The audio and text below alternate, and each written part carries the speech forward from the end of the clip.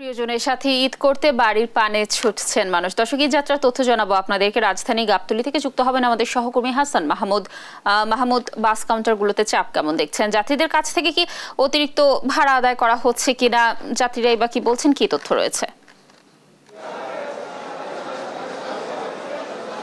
ধন্যবাদ।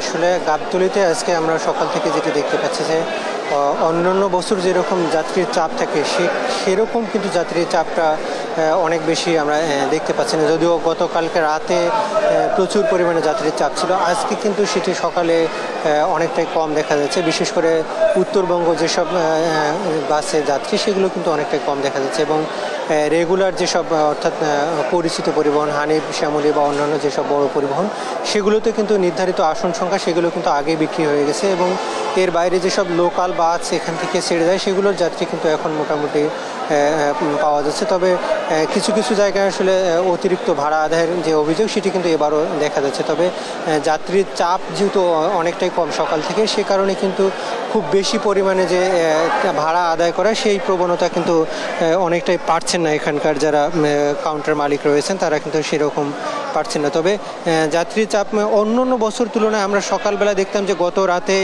যারা যেতে পারে না তারা কিন্তু সকাল পর্যন্ত গাবতলী বাস টার্মিনালে অপেক্ষা করে, তারা কিন্তু আবার সকালে যেসব বাস আছে সেগুলোতে কিন্তু চলে যায়। কিন্তু আজকে কিন্তু সেই চিত্রটা অনেকটাই ভিন্ন, এবং স্টেশন এখানে আমরা মোটামুটি দেখছি ফাঁকা। এখন যাত্রী যেগুলো রয়েছে সেগুলো কিন্তু মোটামুটি বাসের জন্য অপেক্ষা করছে, হয়তো কিছুক্ষণ পরে বাস আসবে, সেরকম ভোগান্তি কিন্তু এখন পর্যন্ত চোখে পড়ছে না। আপনি জানেন যে এবারের ঈদে কিন্তু ধাপে ধাপে আসলে ছুটিগুলো হয়েছে, অর্থাৎ বৃহস্পতিবার, শুক্রবার, শনিবার, রোববার, মানে এইরকম যেহেতু ধাপে ধাপে যাত্রীরা ঢাকা ছাড়তে পেরেছে, ফলে একদিনে যে চাপটা তৈরি হয় সেরকম চাপ কিন্তু এবার অনেকটা তৈরি হয়নি। আমরা যেমনটা দেখছিলাম কিছুক্ষণ আগে কমলাপুর রেল স্টেশনে, সেখানেও কিন্তু খুব বেশি যে চাপ সেটি কিন্তু অন্যান্য বছরের মতো নয়, এবার কিছুটা কমই ছিল, এবং যেসব ট্রেন সেগুলো কিন্তু শিডিউল অনুযায়ী ছাড়তে পেরেছে, ফলে যাত্রীদের ঈদের যে ভোগান্তি সেটি কিন্তু অনেকাংশে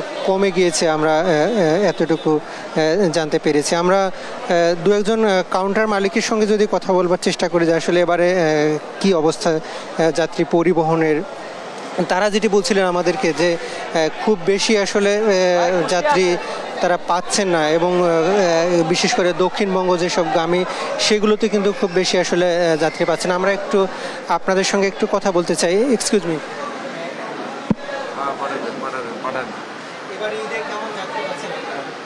আপনি ওইটা দিয়ে সব জায়গায় কথাবার্তা করে পাঠা দেন, সব জায়গায় কথাবার্তা করে পাঠা দেন।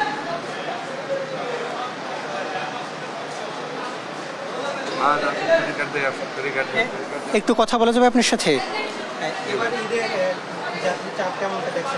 ঈদের যাত্রী চাপ তো আমাদের এই গাবতলীমুখী কমে গেছে, আমাদের দক্ষিণবঙ্গের চাপটা চলে গেছে সায়দাবাদ, ঠিক আছে। তাও যা আছে মোটামুটি হালকা পাতলার মধ্যে, খারাপ না, ভালোই আছে।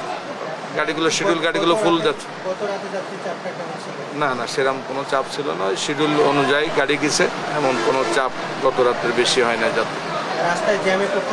রাস্তায় একটু যানজট আছে, রাস্তায় যানজট আছে, গরুহাটের জন্য তো একটু রাস্তায় একটু যানজট হয়েছে।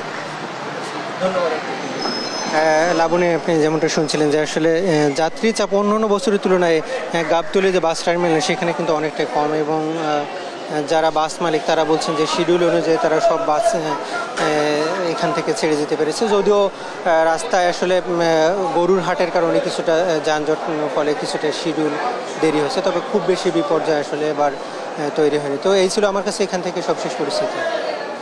ধন্যবাদ মাহমুদ আমাদের সাথে যুক্ত থাকার জন্য। দর্শক, ঈদ যাত্রার তথ্য জানাচ্ছিলেন গাবতলী থেকে আমাদের সহকর্মী মাহমুদ।